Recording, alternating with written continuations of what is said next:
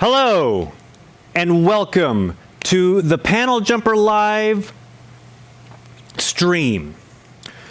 Before we begin, I just want to say that the Panel Jumpers home base here at west of Lenin sits on the unceded land of the Coast Salish people, specifically the Duwamish tribe. As guests, we want to pay our respects to the Duwamish people as custodians of this land, both past and present.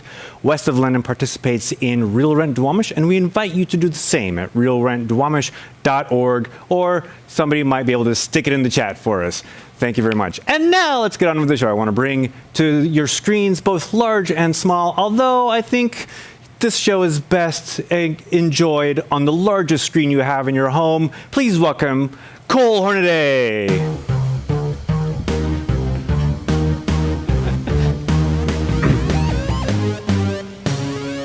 Thank you, Ben. That was lovely. And thank you all for being with us. That's right. This is the 10th edition of the Panel Jumper Live. We've had 8 live in-person shows here at West of Lenin and 2 streamed, of which this is our 2nd streaming show.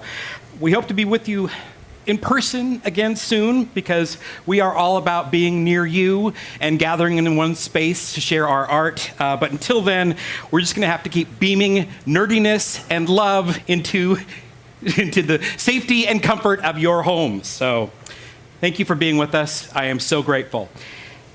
Well, a lot has happened in the comic book world since last we saw each other. Warner Brothers came out with yet another Suicide Squad movie, which wasn't a total embarrassment. I actually really liked it, Ben. Ben liked it too, yeah. They got real creative with the title this time around, calling it The Suicide Squad. I guess that's all you need to make a movie better, is to add a definite article. That's right, a definite article. I myself am looking forward to the inevitable remake of The Man of Steel and The Justice League, which I think will only work if Idris Elba plays Kal-El. No, think about it. Think about it. Everything is better with Idris Elba, except for that Dark Tower movie. Anyway, Marvel Comics, following DC's lead, has left Diamond Comic Distributors, who once had a monopolistic stranglehold on the direct market. Marvel will now be using Penguin Random House to distribute their books. This is earth-shattering news that will likely have no effect on how you buy your comics, unless you are one of a dying breed called the comic store manager. It is really tough playing to nobody, let me tell you. Nobody in the live audience. In October of last year, Neil Blomkamp, director of District 9 and Elysian, announced his Aliens film was canceled. Fans of the Alien franchise, including myself, are despondent as Blomkamp's early production designs teased a story that picks up where James Cameron's sequel left off, with Sigourney Weaver reprising her role as Ellen Ripley. Blomkamp points to Ridley Scott's grip on the franchise, saying, "It's possible Ridley watched Chappie and he was like, this guy can't do Alien." Now do it with your South African dialect. No. The crappiness of Chappie aside, I mean, have you all seen Ridley Scott's HBO series Raised by Wolves? Anybody? You can do this. You can collaborate, the two of you. And by collaborate, I mean let Neil do this. Just look at how much you two have in common. I mean, you both love making the mullet integral to your production design. Gross. I can say gross, having made those unhealthy fashion choices myself and the rude health of my youth. But unless that's your thing, that's fine. You do your business in the front, party in the back thing, and we'll support you. Moving on. And finally, MCU's Shang-Chi and the Legend of the Ten Rings is currently dominating at the box office. I have been a fan of Shang-Chi, as we used to pronounce it back in the day with our Pacific Northwestern nasal twang. Hey, can everybody help me with this? Shang-Chi.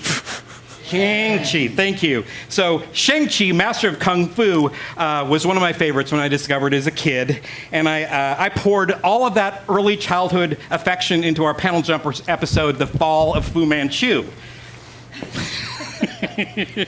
But the MCU Shang-Chi, is a far cry from the original Marvel Comics series, and that is a very, very good thing. For one thing, it's not written by white people for white people. This film is damn near clean cut from whole cloth. That's the phrase I'm looking for. It's damn near cut from whole cloth with Asian artists and producers at the forefront.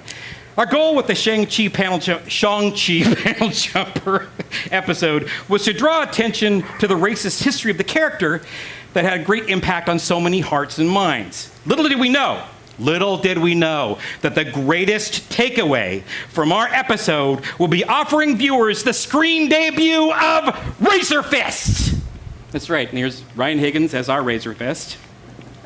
Okay, our bad guys, Chippy Choppers, were made out of cardboard and paper mache and not digital magic, but I gotta tell you, for two well-meaning white guys, that was a fucking deep cut!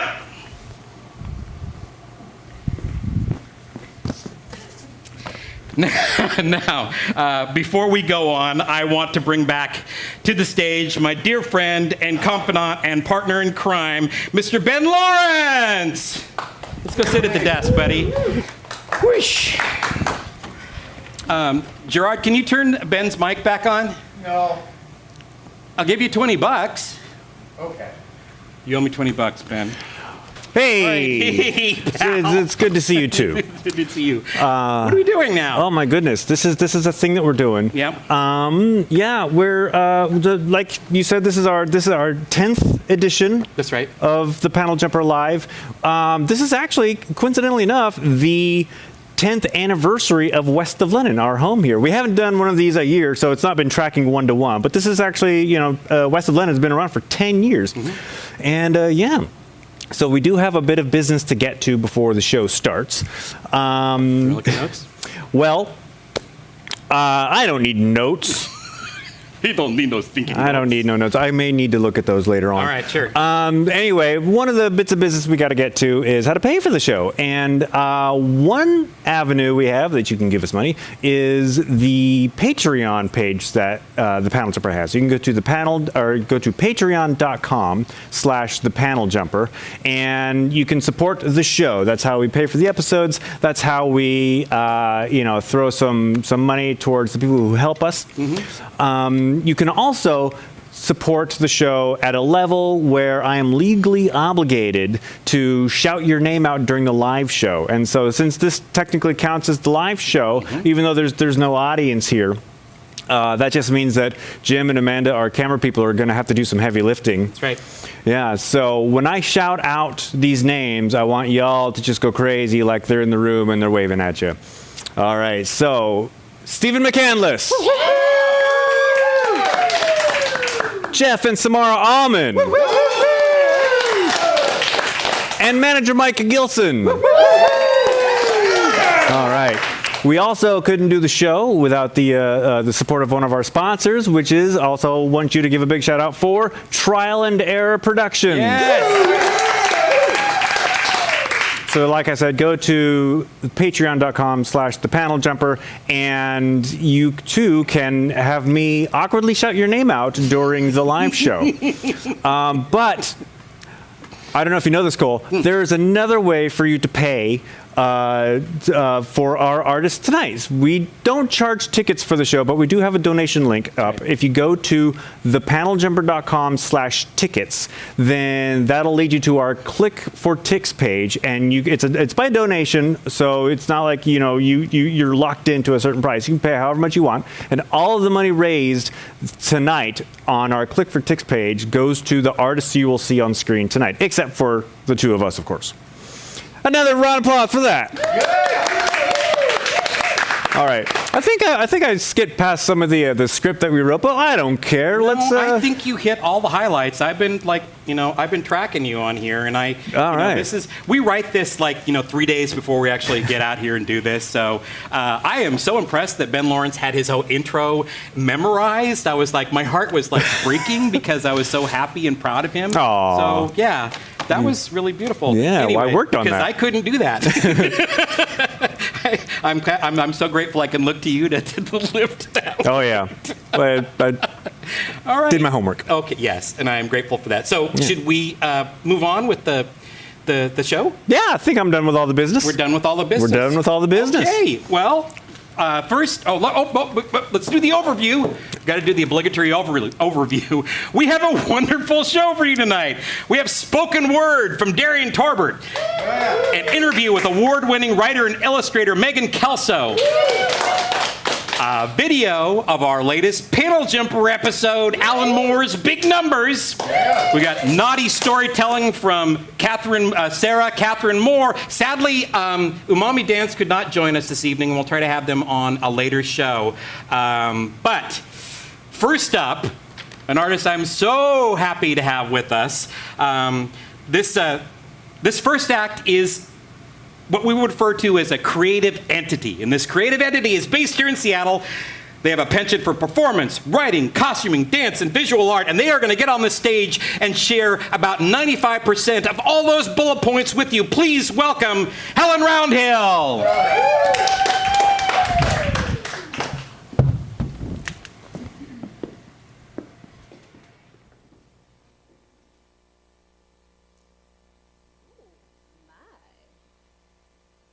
Oh my. Hello!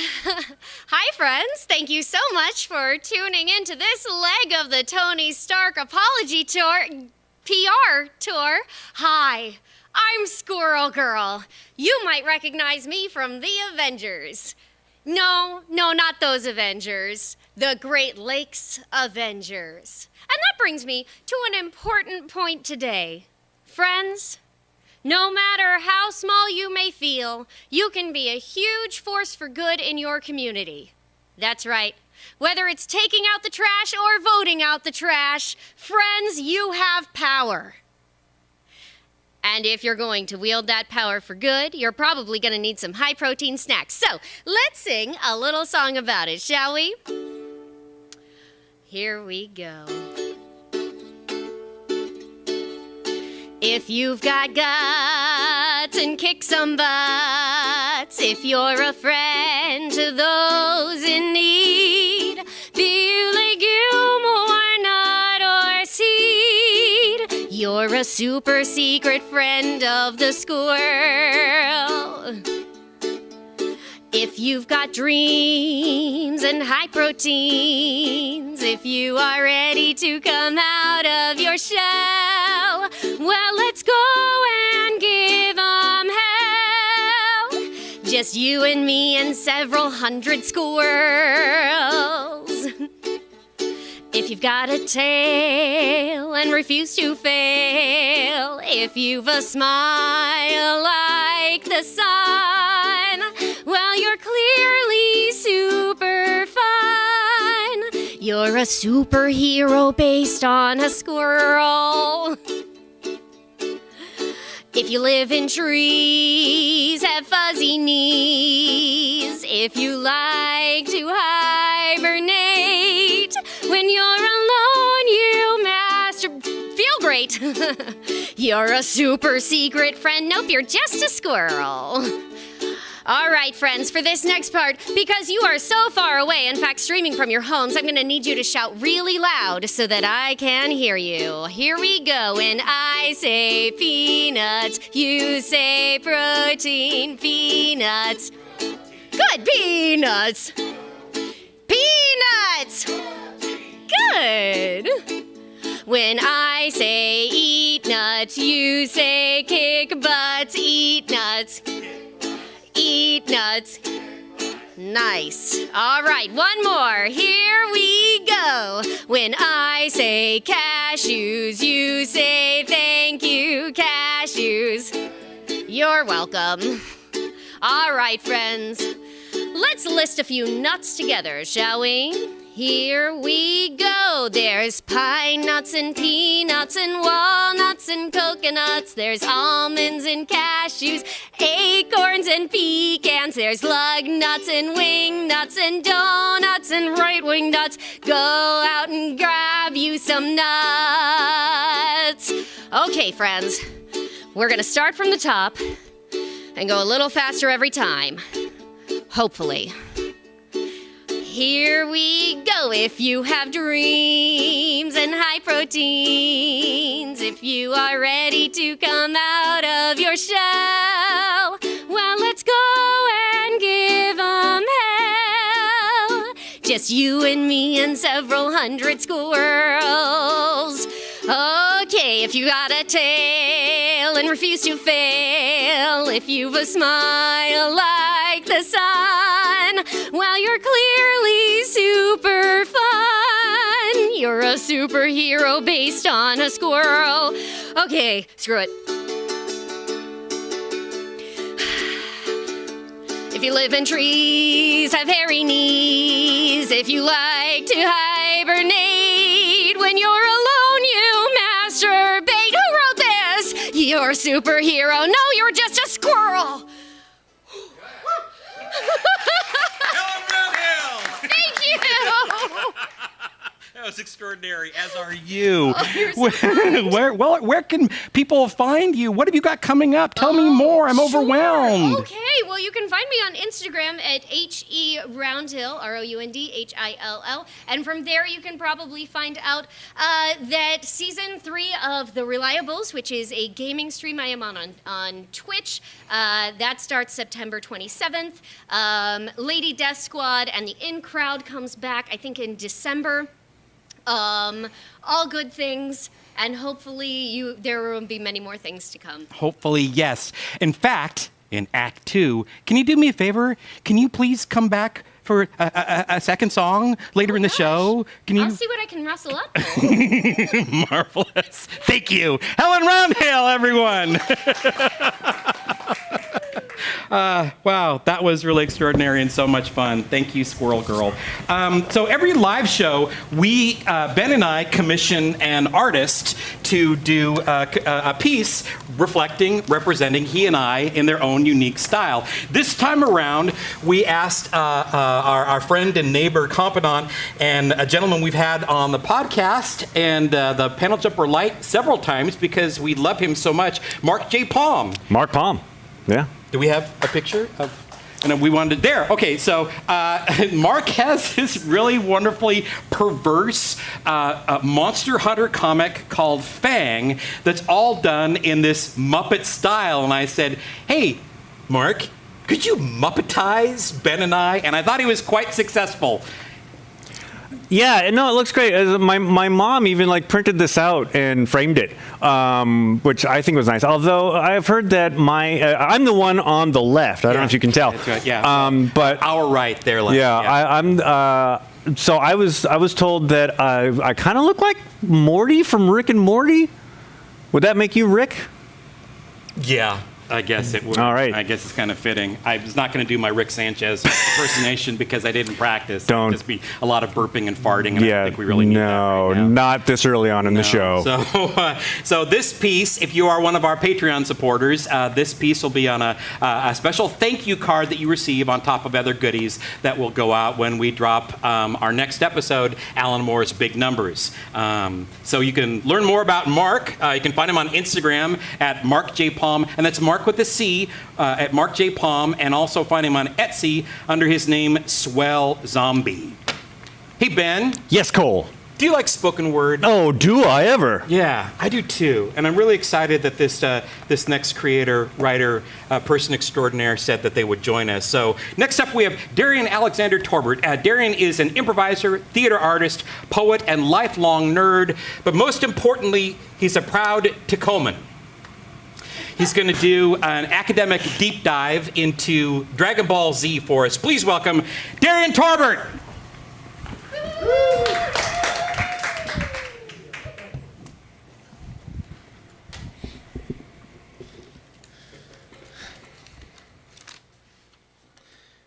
So, recently I was talking to a good friend of mine, a white guy, and we were talking about anime, and he said, you know, no one loves anime quite like black people do. And he meant black nerds, but I gave him a pass on that one.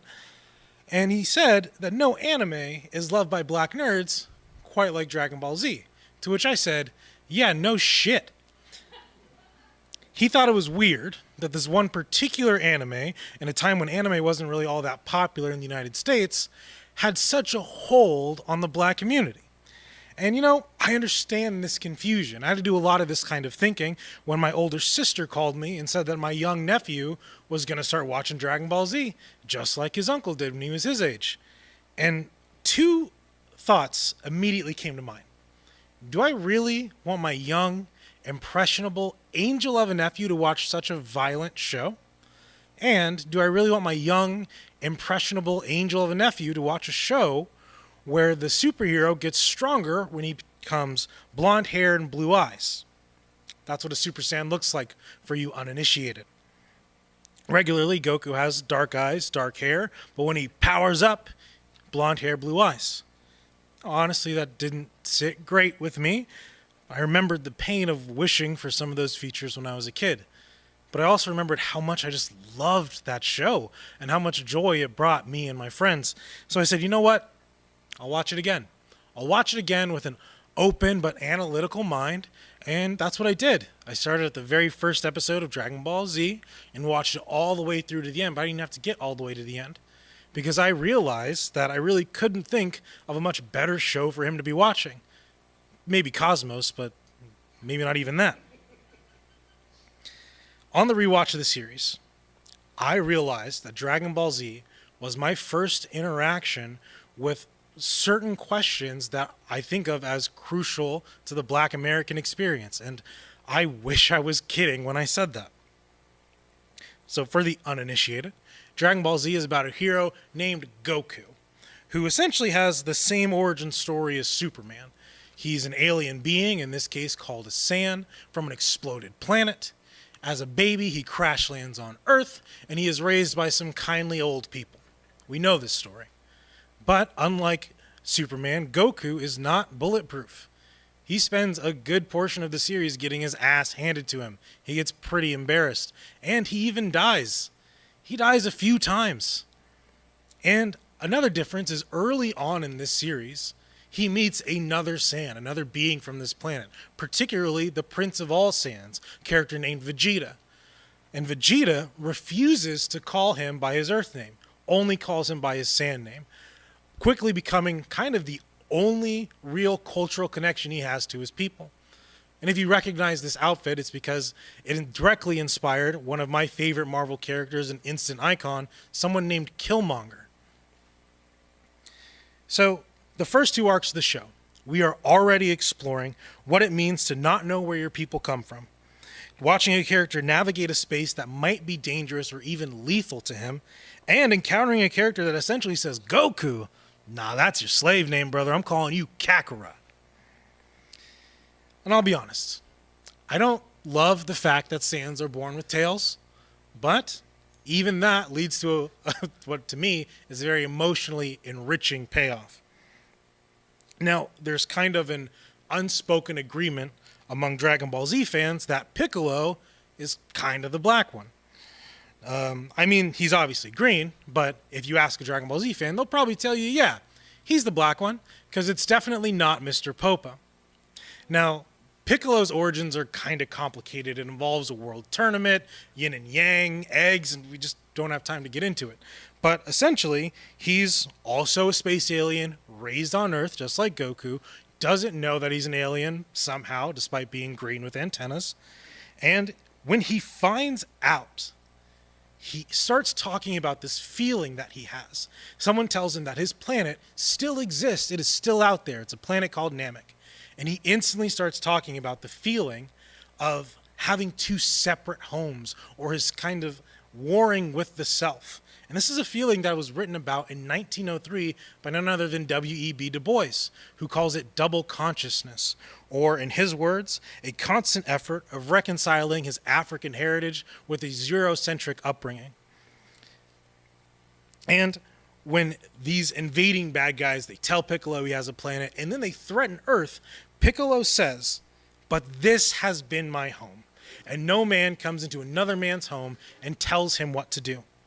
So Piccolo might be from another planet, but he was raised on Earth. And even though he's intimate with how cruel Earth can be, people have called him monster, they've thrown rocks at him, they've shot him, they've tried to kill him, he still fights to defend his home.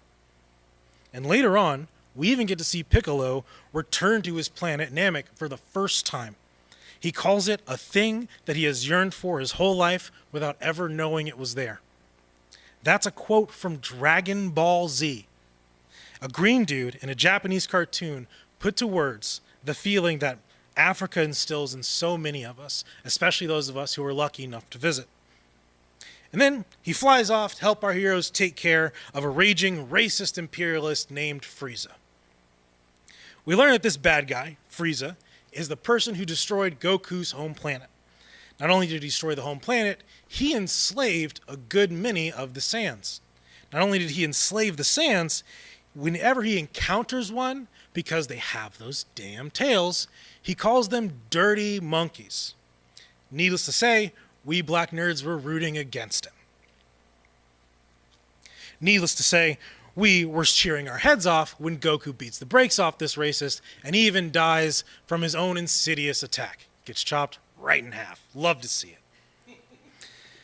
Unfortunately, we black nerds wept in a way we might not have understood when, even though Frieza is defeated, Namek still explodes.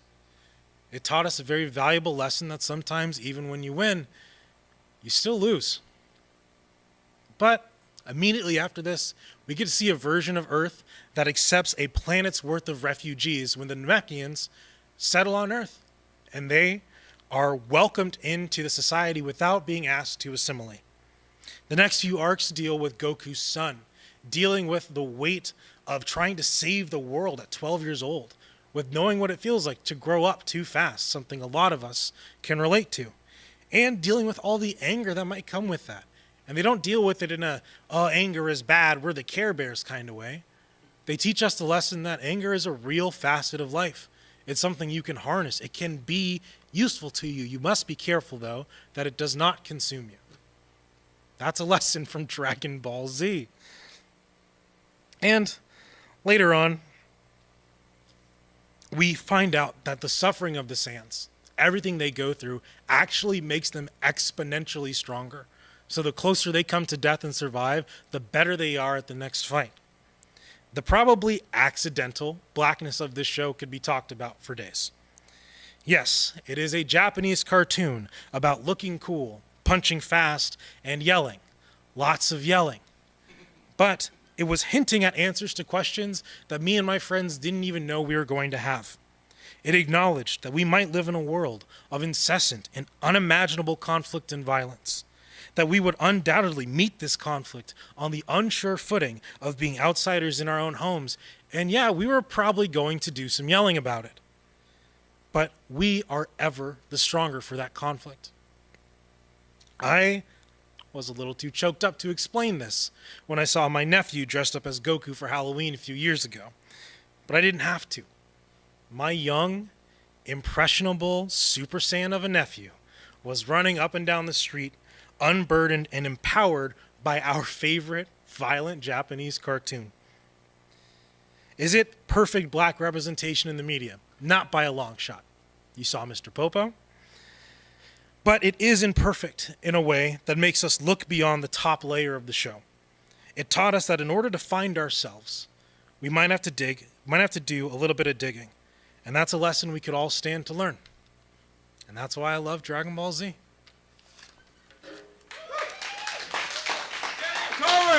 Darian, marvelous. I got to apologize. I misspoke when I introduced you. I said you were going to be doing an academic deep dive into Dragon Ball Z, and this was not that. This was a highly personal, authentic, cultural deep dive, and it was marvelous, and I am moved and inspired, and you did a great job, and I need to see more.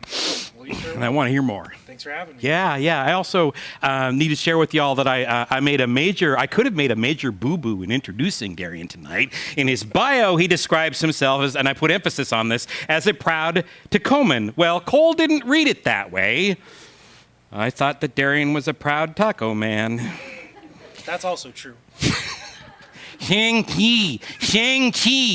All right, Darian, where can we learn more about your words and your thoughts and things like that? You can stalk me on the internet, All right. Darien Torbert or Darian Alexander on Instagram or Right. Patreon as Right. well. Okay. Or you can invite me back. I love that idea. I like both those ideas, latter in particular. So yeah, can I have a? Absolutely. Yeah, all right, thank you, buddy. All right, Darien Torbert, everyone. Nice work. All right. Okay. Next up, with each live show, we always premiere the latest episode of the Panel Jumper web series, and this time we About that.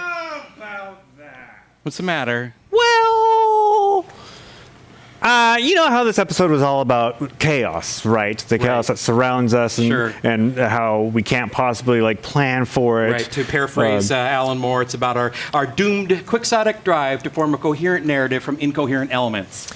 Yes. Believe that's a line from the episode that's not quite finished. But, let's just say that these last couple months, life has followed art, and the chaos has taken hold. So we don't have the full episode for our audience tonight, but we do have a teaser, a morsel, a video amuse-bouche, if you will. What is that? That sounds dirty. What is that? It's a fancy appetizer. It's basically French for mouth amuser. Okay, all right. Just don't use the French. Don't blindside me with French. That's not fair. Go ahead. All right. Well, let's just call it an amuse-cerveau. This one I know. Garçon, can you please serve up the Panel Jumper's latest brain amuser? Can you take a seat? Let's take a seat. Hello, my name is Cole Hornaday, and welcome back to the Panel Jumper. Today, we're going to tell you a confounding tale rooted in chaos theory about a writer subject to his own hubris, an artist ghosting on his commitments, a publisher with more money than sense, and a young illustrator so far out of his depth, rumor has it he set fire to his unpublished artwork and disappeared. In the eyes of many, Moore's hubris was not entirely unfounded. Go for Manager Mike. What do you mean weird stuff is happening?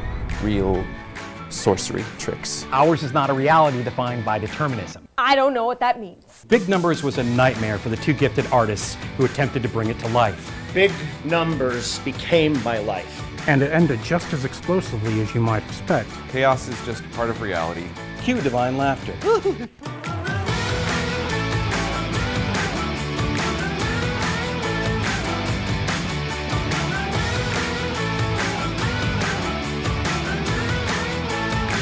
But let's back up a second and start at the beginning.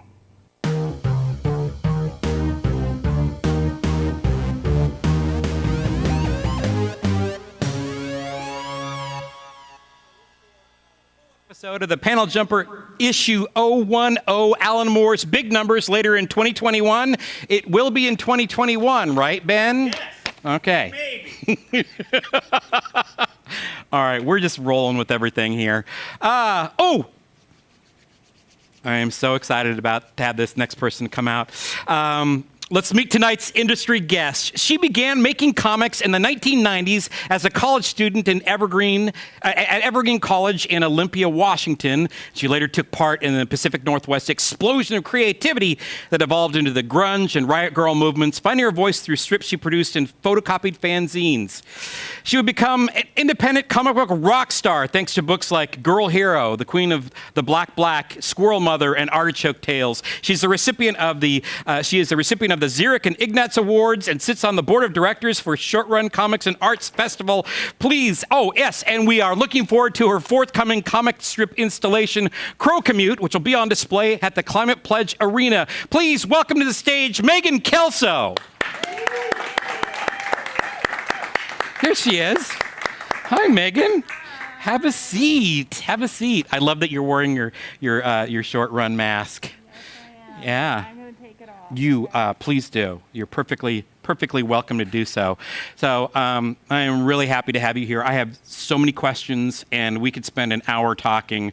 And I'll try to cut on the action so we don't do that. But okay. I have so many things I want to learn from you. Starting with, tell me about your background as a cartoonist. How did you start out? You told me in our preliminary interview that you didn't actually you hadn't been doodling and cartooning like a lot of kids were at a young age. Well, I drew a lot. Yeah. I drew a lot as a kid. And I read the, comic strips in the newspaper, but beyond that, my drawing didn't really have anything to do with comics. Mm-hmm. But I always liked to write stories, and as a kid, I made little handmade illustrated books for my parents for Christmas presents and stuff. And when I got to college, I had a boyfriend who was really into comics, and he learned that I loved to draw and write stories, and so he just started lobbying for me to make comics. What books was he having you read?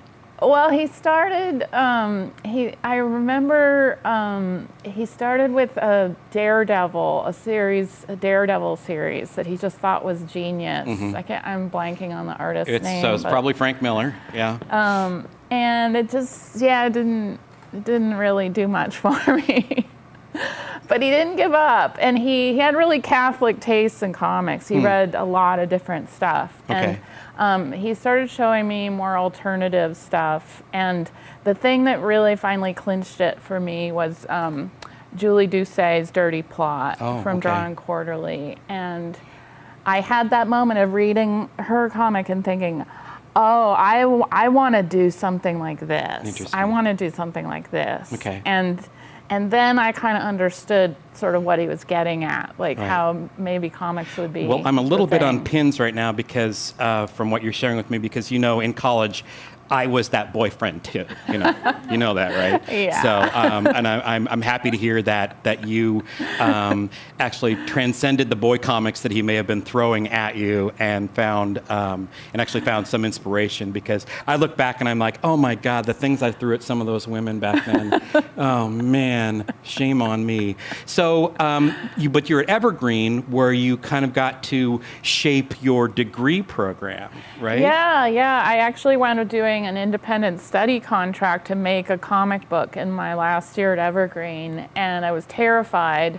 But there was this whole atmosphere in Olympia at the time. Everyone was making zines and starting bands, and people would almost brag that they didn't know how to play their instruments. Mm-hmm. So I just kind of jumped on that bandwagon and said I was making a comic, even though I'd never made a comic before.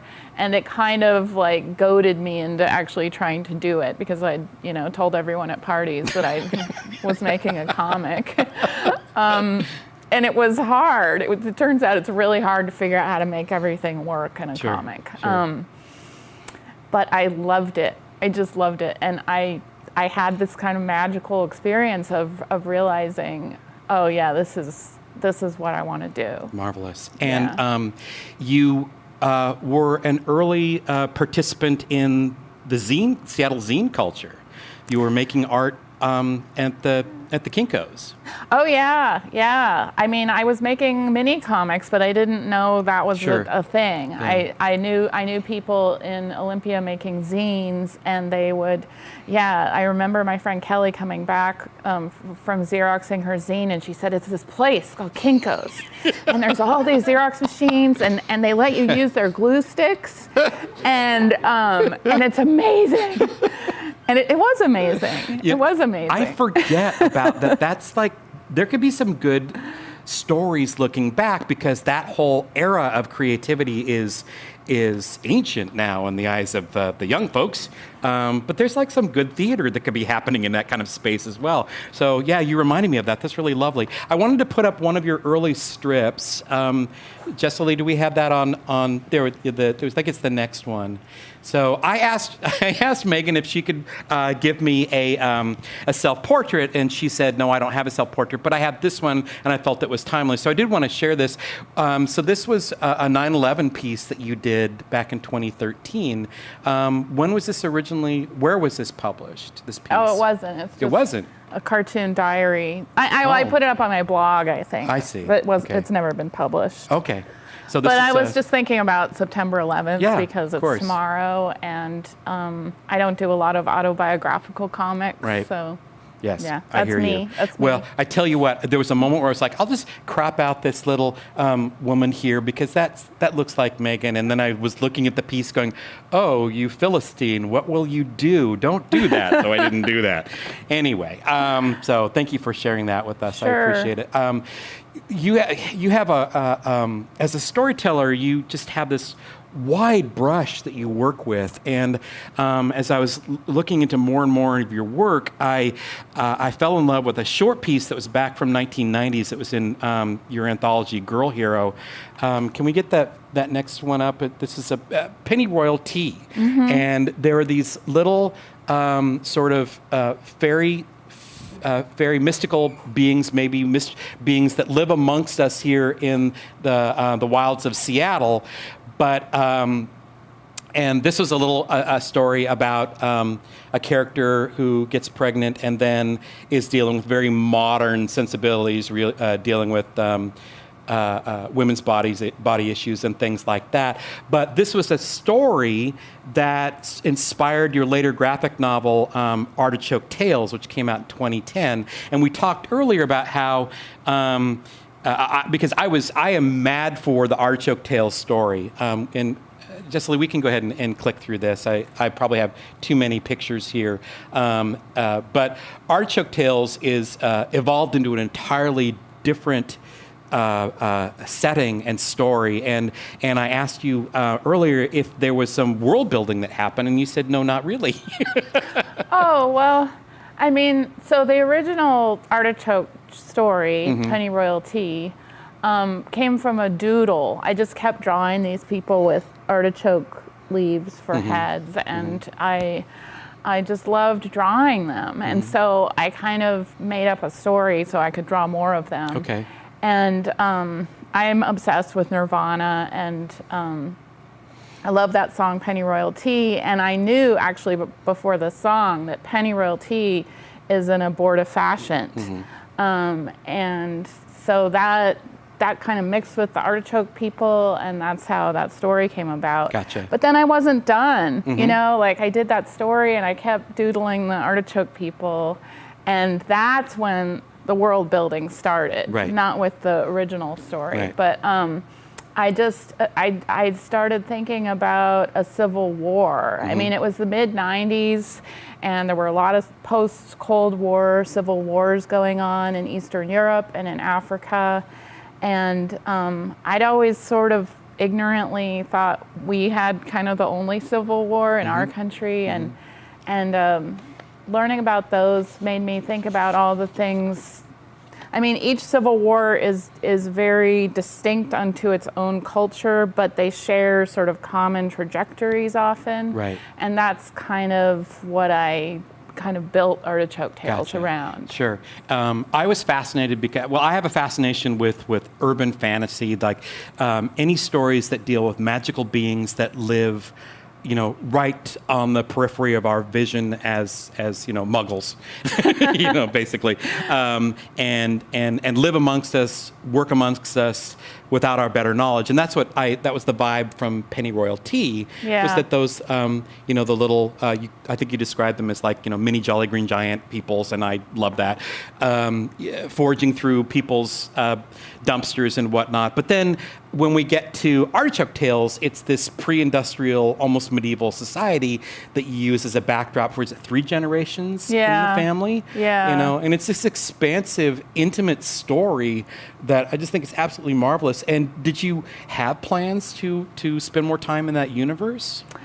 Not really. The book, I did the first 3 chapters as separate mini comics, right? And then I kind of just powered through the last 3 chapters, and it still took me 10 years. Wow. So by the time I was done, I was pretty much done, and my drawing style had really evolved over those 10 years, and yet I kind of still had to kind of push it back into this box to make the book look consistent. Sure. So, yeah, I don't see myself revisiting them. Okay. I'm pretty happy with that one book, and I did what I wanted to do. I hear that. Yeah. I hear that. I'm also hiding my disappointment, but I hear that. Yeah. Yeah.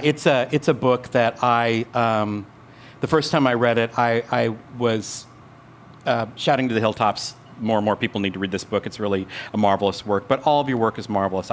This one hit me in a very personal place, so that's why I'm responding the way I am. Thank you. You're welcome. That means a lot to me. So I do want to talk a little bit about the early days of post mini comics, and then sort of finding your professional footing. You had some mentors along the way before you found your way to Fantagraphics, right? Yeah, well, so I learned when I moved to Seattle that what I was doing was mini comics. Okay.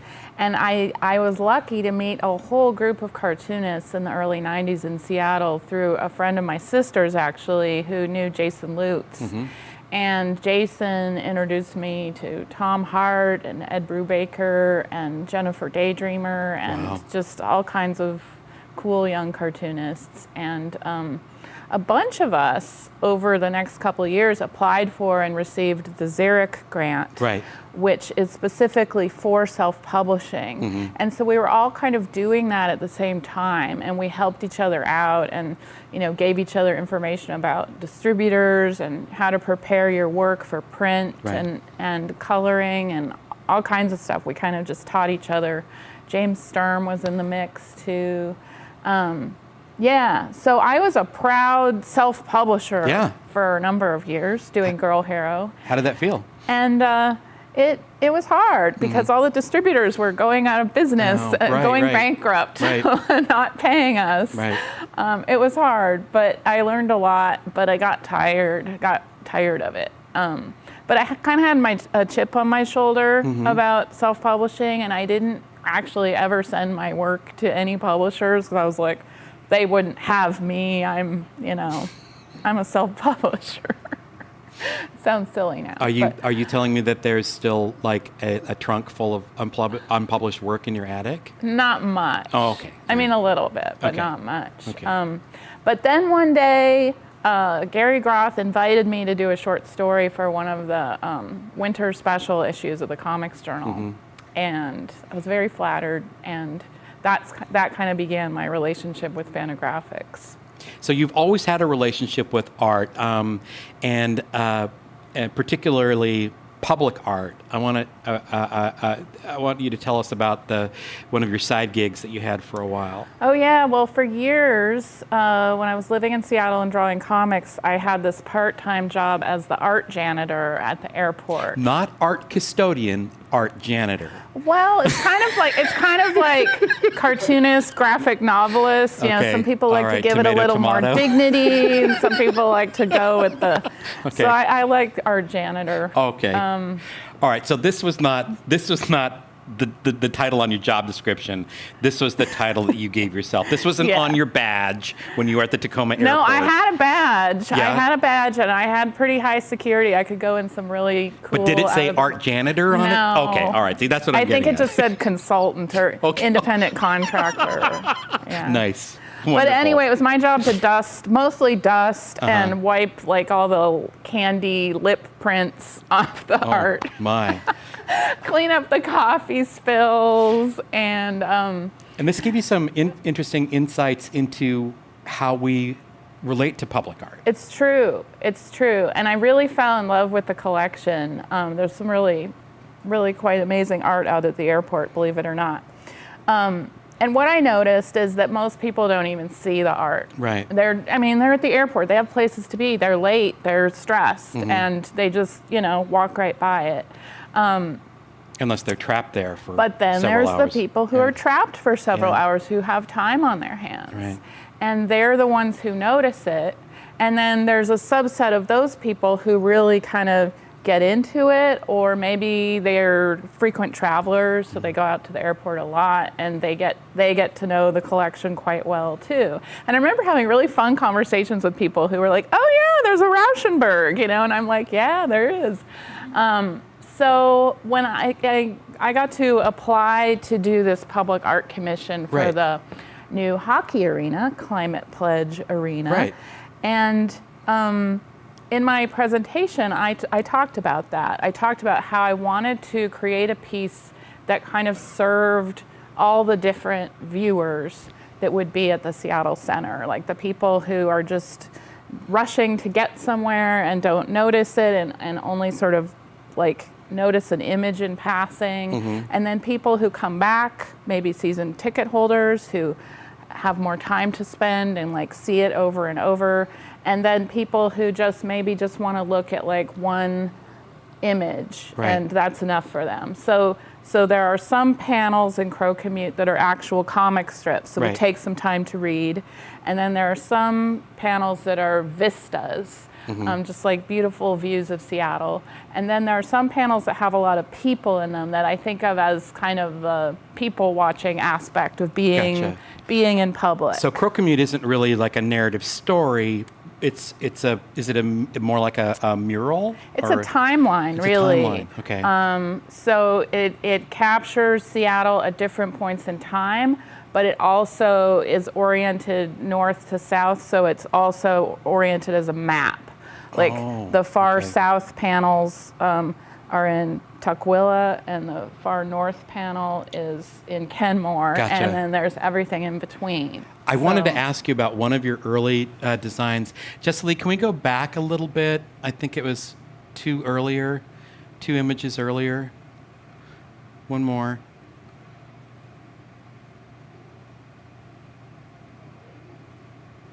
Another one. Just before this one.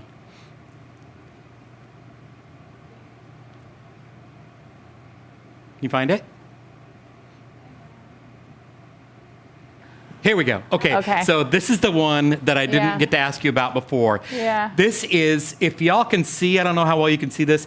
This is illustrated on the back of a cash register receipt from PCC.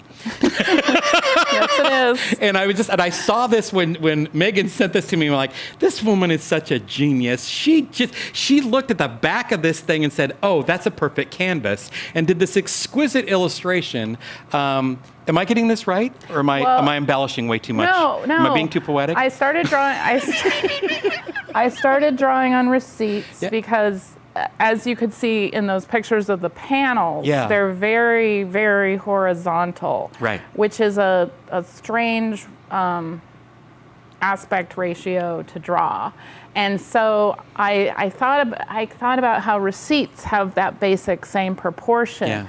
So I actually got a roll of receipt paper, but I also just used the ones that were hanging around to sort of acclimate myself to drawing in that super horizontal in the aspect ratio. to get comfortable with drawing all kinds of things, landscapes, comics, I still think people. that's genius, though. And I don't know about you, but I keep tons of receipts in my car. And during the pandemic, I would just drive around and like park somewhere that I wanted to draw and just sit, listen to podcasts in my cozy car, and draw on the backs of receipts. And I have stacks and stacks and stacks of them. Marvelous. Because it kind of took me a while to figure out what Commute was going to be. Like, I knew I wanted to do a portrait of Seattle. Sure. But it took me a while to figure out specifically how the portrait was going to work. So this is going to be how many metal plates that are on, that are at like waist level, or? Yeah, they're going to be mounted almost like interpretive panels on the top of the railing in the plaza outside of the arena. And so there's 21 panels. Each one is 4 feet wide and 10 inches tall. And so they're all mounted end to end, and it winds up being 85 feet long. Wow, that's going to be beautiful. Yeah. And I asked you how you felt about this being out in the elements and exposed to graffiti and gum and spiders, and that's when I learned that you had the background. I'm an art janitor. I can handle it. So can't think of anyone more perfect to do this project. And do we know when this will be available to the public? Well, the home opener of the Seattle Kraken is October 23rd, I believe. Right. And so they very much want all the art installed before then. Okay. And Lord willing, the container ship that has all the panels will arrive in a few weeks, and I'll be able to get it installed in time. Okay, well, I hope so too. I'm really looking forward to seeing this in the metal flesh, as it were. Well, that's all the questions I had for you, but I did want to give you an opportunity to talk about what you have coming up and things that you're looking forward to and what we can look forward to. Well, while I was procrastinating on Commute, because it was hard at first to figure out what I was going to do, I finished my next book, which is, it's going to be published by Fantagraphics. It's a collection of short stories, but they're long. There's 5 stories in the book, and they range from 24 to 60 pages. Great. So that's going to come out probably in 2022. Okay. And other than that, I don't really have much going on, except I wanted to let you know that, well, I'm on the board of Short Run. And Short Run is celebrating its 10th anniversary. It's a trend. The 10th anniversary thing is a trend right now. Yes. With a yearbook called Decade that recounts the entire history of Short Run year by year. It's beautiful. It's filled with art and pictures. And the book release party is tomorrow night at the Fantagraphics bookstore in Georgetown. From 5 to 8 p.m., and it'll be a really fun party. That sounds great. The book is beautiful. That sounds great. Yeah. Well, I thank you so much for joining us. I do think you are a rock star of independent comics and a unique voice. And frankly, when Kelly Froh said, "Oh, why don't you talk to Megan?" and I was like, "Oh no, Megan's not going to have time for me." But I am so grateful you're here. It was my pleasure. I love immersing myself in your work, and I always looking forward to seeing more of what you have coming from your heart and your head and your hand. So thank you, Megan Kelso, everybody. All right, well, we're at a safe breaking point. Hey, Jim, do you need to use the restroom? Yes, please. Okay. Anybody else? Let's take a 5-minute intermission break so we can take care of our biological needs. 5 minutes, friends.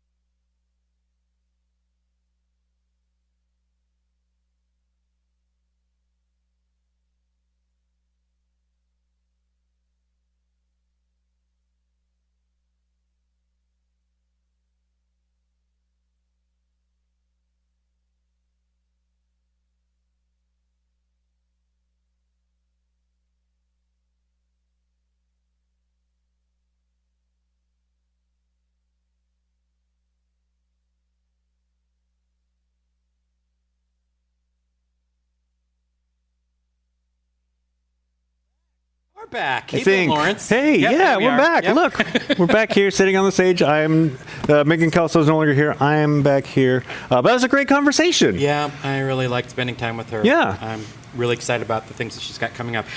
What's up in the second half of the show? Well, I'm glad you asked. I don't know if you know this, Cole, but you and I every once in a while do another live stream thing called the Panel Jumper Lite. No, I'm usually blacked out when that happens. Yeah, I realize. That's why I brought it up. Anyway, so we've had guests on it. It's just he and I talking like, Zoom in, but we live stream it. And we've had guests like Mark Palm, who did the image of us earlier you saw of the Muppets. Craig Hurd McKinney, who does this really great book called Some Strange Disturbances that kicked. I did the Kickstarter and the books were really sent out, so I'm very excited to receive those. Yep. But we had a guest on recently that, it was just so unusual that we had to. I just wanted to save it for the live show. Yeah. And so I think we're gonna watch it now. So why don't we roll that clip? Panel Jumper So Live. Cole, why don't you tee this up for us? Okay. Well, I've been working on a piece on objectivist superheroes, particularly the Ayn Randian-inspired vigilantes of Steve Ditko.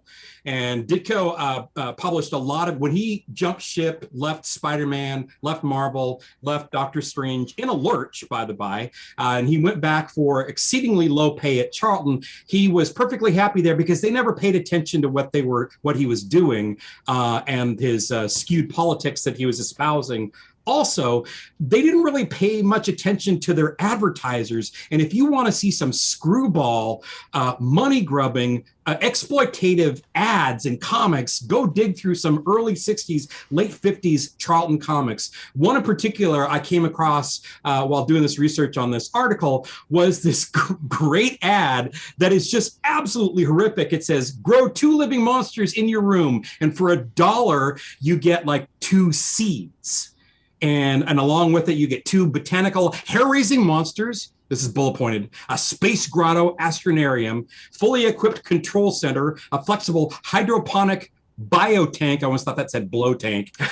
Crystal plastic hydro tray, and a real working aqua gauge, and an illustrated monster growing instructions. I mean, all this jargon tells me nothing. Here's the really frustrating thing. So I went out and looked on the web, because everything's available on the web, truth or no, but I could find very few resources discussing what these growing monsters really were. I managed to find one person in like an old, it's like an old discussion board from like the mid-90s who brought up actually purchasing one of these packages of seeds for these growing monsters. But the responses to the other discussion were really vague. So I reached out to this person, took a long time to get a response, but I actually got a hold of this guy who grew these monsters. And I'm like, I'm dying to talk to this guy. All right. Let's bring him on, shall we? Hello. Hello. Are you there? Okay, you are there. Can you hear me? Yeah, I can hear you. Hi. Thanks. Thanks for reaching out. It's very interesting that you have contacted me. Well, I got to tell you, I was astounded to find someone actually talking about these monsters you grow from seeds, because no one's mentioned them. You look for other things on the web, like the sea monkeys, the hermit crabs, the miniature submarines. There's plenty of discussion of people ordering junk from the back of comic books. Nobody talks about these monsters, and I'm just amazed that you brought it up on this old discussion board. Yeah, I thought that I deleted that. Obviously, I didn't cover my tracks well enough. Hi, my name is Ben. Thanks for joining us. Sorry, my name's Cole. Hi, I'm sorry. So what's your name? Ben and Cole. Oh, nice try. No. I'm talking to you on my terms. Oh, okay. Ben and Cole. Let me ask you a question, Ben. How old are you, Ben? How old am I? I'm 45. 45. And Cole, you seem to be the ringleader of the group. Yeah, I Let me guess. ask you a question, Cole. Sure. Have you ever been to a space grotto? No, I don't even know what that is. What is that? What's this? No. I still have it. You still have the space grotto? I still have the space grotto. This. I'm all right, waiting So this. patiently. So you have one of these space grottos. Yeah. Okay. It's in mint condition. Mint Right. condition. It's the perfect thing. What is it? What is The it? perfect thing. Wha- Say again. What is it? What is a space grotto? Yeah, Ben, let me ask you a question. What does a space grotto sound like to you? Does it sound like your own version of heaven, Ben? Something that maybe deep inside your brain you're trying to get back to? Yes, I said back to. And Cole, when I say the words space grotto, does it sound, is there a yearning somewhere deep inside of you that wants to return to the space grotto? Well, frankly, yes. I won't tell you exactly where I am, but let's just say I'm underground. Okay. A little bit underground. And I think I'm coming off as being a little creepy. So let's loosen it up a little bit, okay? All right. I like jazz fusion, okay? I'm not like a monster. I have interests. Are you familiar with obviously sushi, right? Right. Did you can get it in a grocery store now? Yes, unfortunately, I You do. totally can. You could just go to a grocery store, get sushi, whatever you want, bring it back to the space grotto, eat as much as you want. I think it's time that we get down to the nitty-gritty. I think there's something here. There's a little thread that I'd like to pull a little bit. Ben, your memories start your can we say your personal timeline? Your personal timeline, the timeline that is Ben Lawrence, starts around the mid-'70s. Almost as though mid-'70s come around, you explode on the scene. Now, Cole, what about you? What is your origin story? How early in life did you start? I started in 1965 in December. That's when my timeline started. Exactly. Let me tell you my experience with this ad. How about that? I go and I buy some plants. Right? I don't know they're plants. I think that they're monsters. I'm like, oh, very exciting. Very exciting. Monsters. This sounds like a really, really nice thing. And we know which comic books these ads came from. Charlton comic books, right? And what's so great about the Charlton comic books? What do people all remember about the Charlton comic books? They got remade, didn't they? Into one of the biggest graphic novels in the entire world, Watchmen. It's true. All those heroes got turned into Watchmen. It's true. A little gift to the comic readers of the 1980s by a madman from Great Britain named Alan Moore. And what else did Alan Moore write? The Killing Joke, V for Vendetta, From Hell, Promethea. Maybe you've forgotten a little thing called Swamp Thing. Swamp Thing and Big Numbers. Now, let me ask you a question. Yeah, it is. When Alan Moore rewrote Swamp Thing, there was a little plot that he threw together, a little thing, a little interesting little tidbit. This guy's a guy that turns into plants, they say. But is it not true, Cole Hornaday, that there's something else that Alan Moore did with his version of Swamp Thing, going away from a man that turned into plants? Yes, spoilers for Alan Moore's Swamp Thing. Close your ears, everyone. Swamp Thing were some plants that turned into a man. I think you know where I'm going with this. I ordered 2 plant monsters, Cole Hornaday. One of them escaped in 1965. The other I raised in the Space Grotto a little bit longer, but yes, come the mid-70s, it too escaped. And I have been searching for them ever since. And lo and behold, what has happened? What? Well, look who's come crawling back to eat supermarket sushi in the Space Grotto. I'm not mad that you abandoned me. I'm just mad that it took you this long to come back. I am an old man now, but my heart can still be broken. And I didn't realize I was going to create, or we were going to create, this tremendous opportunity for you to have closure where these seeds were concerned. Yeah, now I never actually kept... Oh, wait a second. Hold on. Well, I'm looking here in the back of the Space Grotto and... Well, gosh, would you look at that? Turns out, I owe you boys an apology. I have the desiccated remains of two rather lackluster plants back here. I'd turned the grotto around because I was having a blacklight party, and I forgot that I just left it. Wow. Remarkably well preserved for how long they've been here. Decades. So yeah, I guess you guys are just some weirdos that called me. You aren't my plant monsters after all.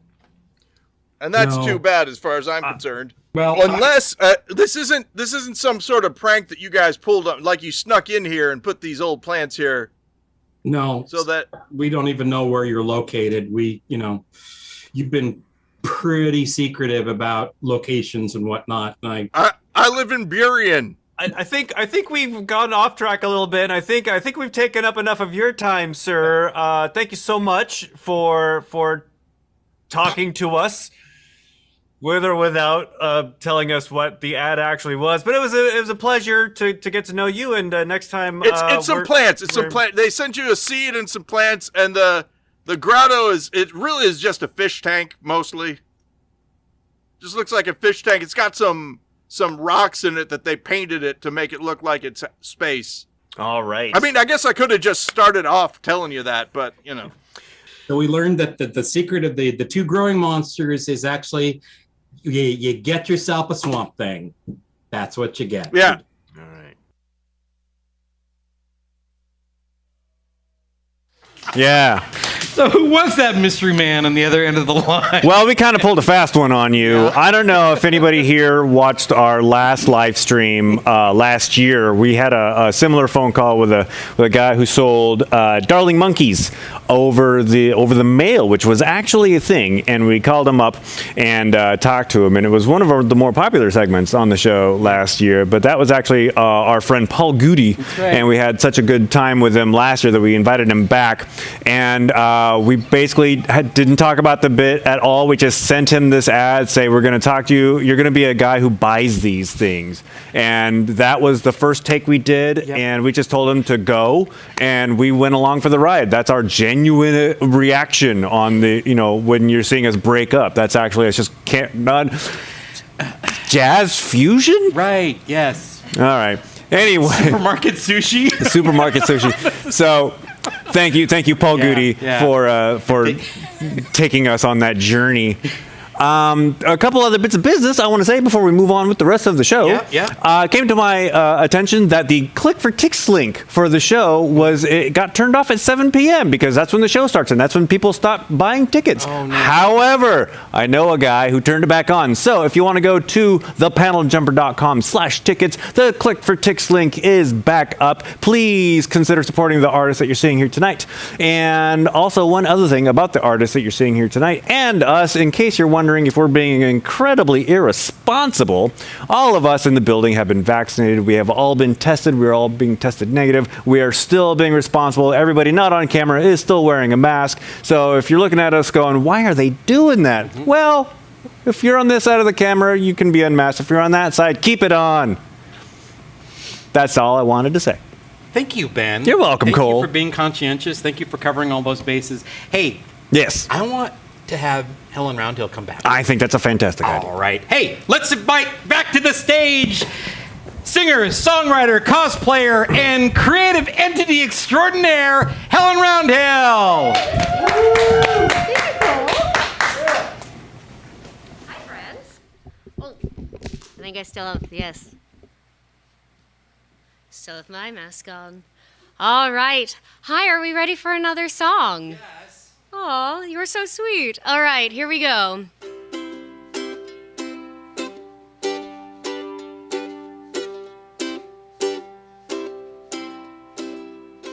The heavens opened up, electric lights went down. You quirked a brow and said, well, what should we do now? She's bad at social cues, but she turned to you. She said, there's one thing that we can do. So take off all your clothes and let's go dance in the rain. Pretend that we are kids again. Yes, we'll dance in the rain. It may be we've only got today. It's hard to be the blend of all three, that manic pixie girl of which you've always dreamed. You'll take the point of view that she'll be so good for you. She'll shake up the status quo whenever she proposes. You go dance in the rain. Try not to catch a cold again. Yes, you'll dance in the rain. It may be we've only got today. It's hard to keep all her quirks in check. She's got too many hobbies and a messy desk. She's got cool hair and giant eyes, looking cute if slightly surprised. She gets too many books from the library, and she recently picked up ukulele. Oh, shit.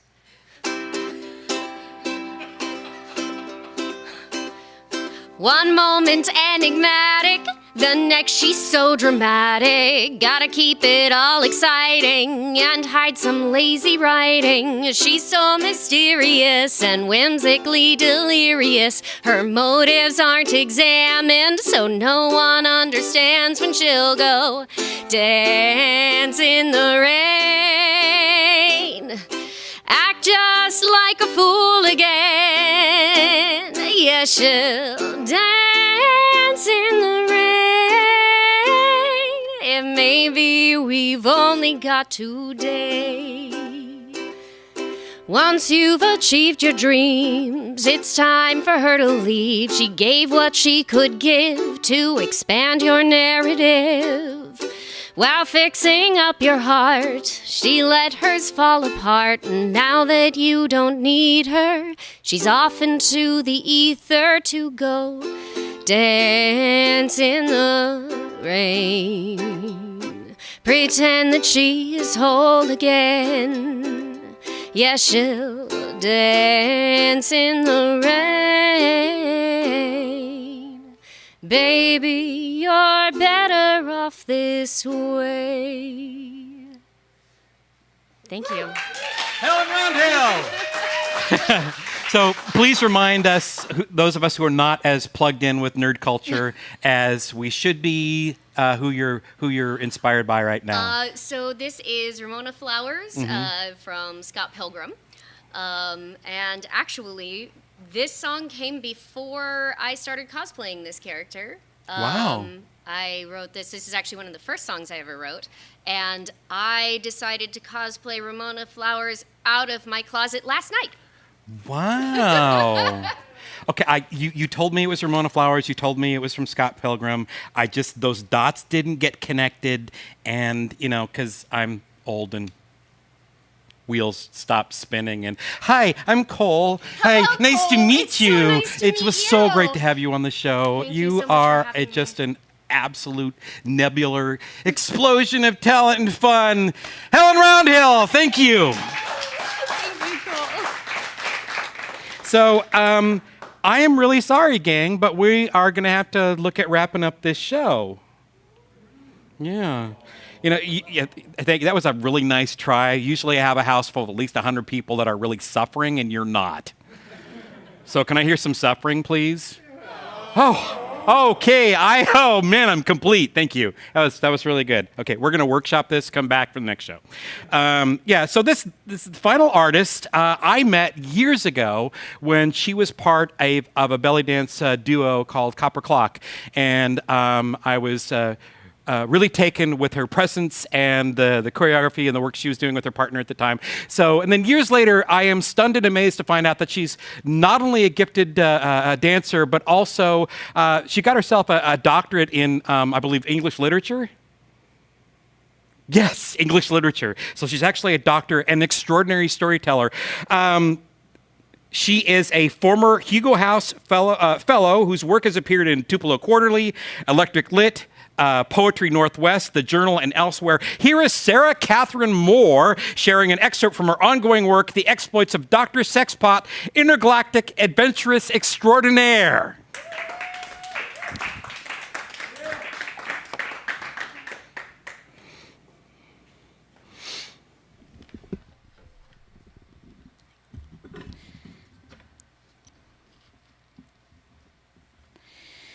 Dr. Sexpot in the Rose Garden. Dr. Sexpot walks the glowing paths of the midnight garden heavy with inth. We don't feel inth yet, but Dr. S is from the future, and her inth is strong like a dark star. Today, a space laser broke on her shift. Then she lost a drone in the gone zone. And let us not speak of Tedward Kent. Ted Kent is a dank pit. Dr. S drops to sit on a city bench. All around, roses glow in nebula tints. Nothing can touch this inth. She's tried sexercise, a tryst with that Venusian sexpat, a sextragalactic sexodus to the seaside. Dr. Sexpot fingers her ray gun, wonders if its handle will fit up in her. She attempts it. Her inth only deepens. What is inth? It is a many-mouthed monster named Mothmeat, disguised as a lost child. It's that time someone you trusted bit your lips to shreds. It's a punch-pink rambler rose snaking up from the rich, soaked mulch of sheer regret. Dr. S resheathes her gun. Galaxy patterns flower across her skin, an unbearable itch. A story her mother used to tell began, 3 sisters were witches, but one of them wasn't. To be the unwitched sister is to know inth. To be a spacesuit filled with blood on a planet filled with spacesuits filled with blood. Dr. Sexpot looks up. Stars wink. The moon's a gibbous slit. It pierces the asteroid shard of her heart. It inks an arc to her gut. She clasps her stronger hand with her weaker hand till it hurts. She stuffs her fist in her mouth. She gnaws her fist till it cracks. Then she stops. It was plunging into cosmic dust. It was Earthshine Rush being drenched in Ted Kent. She takes a step. Another step. Dr. S walks the paths of the petal-strewn park on the earth of her world in the dark of her dress.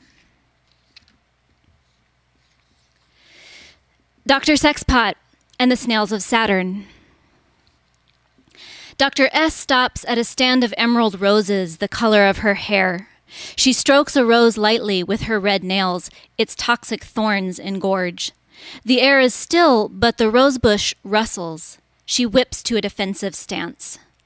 3 snails inch from the innards of the roses. They're the size of finches, half eaten by cats. We are the snails of Saturn, the smallest one says. We were drawn by the intensity of your inth.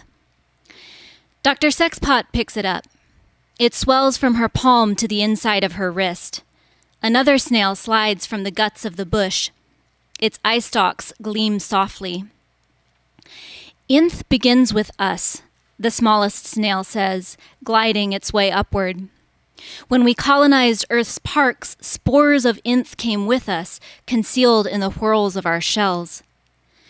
2 more snails surge from the bush, more snails than roses now. The smallest one crosses the moons of her breasts. It moves up her neck to her ear and curves its snout inside. Dr. Sexpot's throat gets tight. It is good to be touched. Your inth is vast and sweet. Like rose hip jam and ruin, the snail says. It undulates back down her neck. We snails have built up a resistance. Our ooze lessens the effects of inth until it leaves you for another host. More snails pop up near the base of the bush. They are coming up out of the ground. Dr. S plucks the smallest snail off her neck with a wet smack. She slips it in her mouth and squishes it like strawberry candy. She sucks and sucks, but nothing happens, and Dr. Sexpot sees she has been deceived. Inth feels worse than you can imagine, but you'll know soon enough.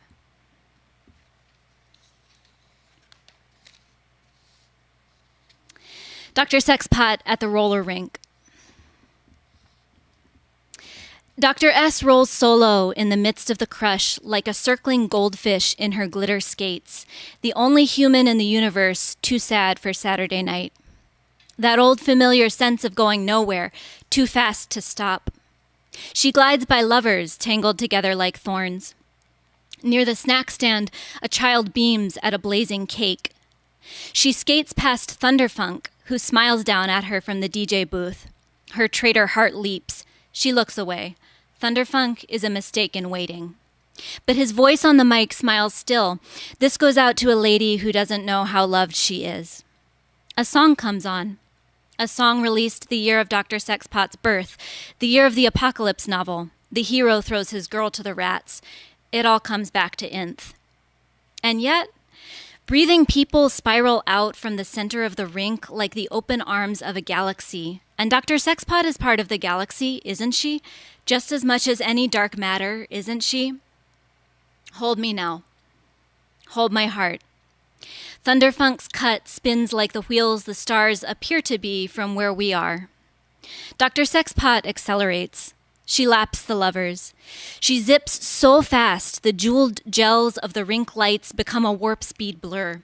The disco ball splinters like a doomed moon in a fool's song, until she is light years away, until the big chill, the big crunch, the big split, until Inth is just the last luckless mollusk adrift in the blast that's the end of the verse, melting away as it's moving along.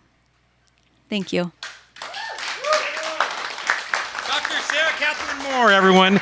So this is excerpt from a grander narrative you're working with? Who knows? Who knows? Well, okay, well, if I put it to you, that could you write some more for us down the road? What would you say to that? I'd say I do my best. Okay, all right. And we can find more of your words at sarahkathrynmoore.com, correct? All right.